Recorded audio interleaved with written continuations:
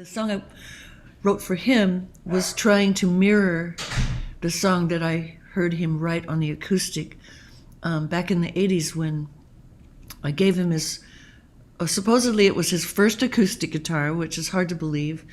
And the next morning, at the crack of dawn, he called my hotel room and said, listen to this, and played me this beautiful piece of music that was very almost classical in the introduction, and then it got kind of rock in the middle, and then it ended in a more classical style.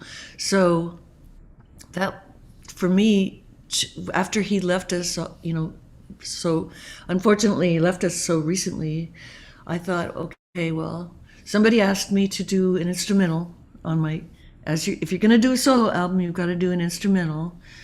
So then I said, okay, well, I will do it, and I will dedicate it to Edward Van Halen. And then I was like, oh, no, shit, why did I say that? I just put myself in a really terrible predicament, and I put all this pressure on myself to do something like what I remember him playing to me on the phone back then. So it took me a few weeks to just even approach the idea that I was going to do it at all. And then, but I told everybody I was doing it, so I had to do it. Pressured myself to do it, and I tried to learn how to like do the hammer-on thing that he did on acoustic, which doesn't work at all.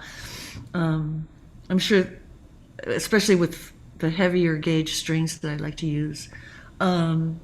But then I kind of went through all my notes and looked at my recorder on my phone, and I found a couple of little pieces that I could fit together, like puzzle pieces, and I finally figured it out. It should be like a minute and a half. It should start with a classical intro and end with a classical outro type thing, with a little bit of rock in the middle. Yeah. And so I finally figured it out. Yeah. And I'm happy that I put myself under that pressure, because I really like how it turned out. It's very simple, yeah. but it's a beautiful simplicity. What made him so special? Well, I think the fact that I wanted to tribute him and dedicate it to him, because he was a sweet soul and a good friend of mine. The times that we actually did have a chance to hang out together a little bit, and he was just he has all this joy that he brought into his playing.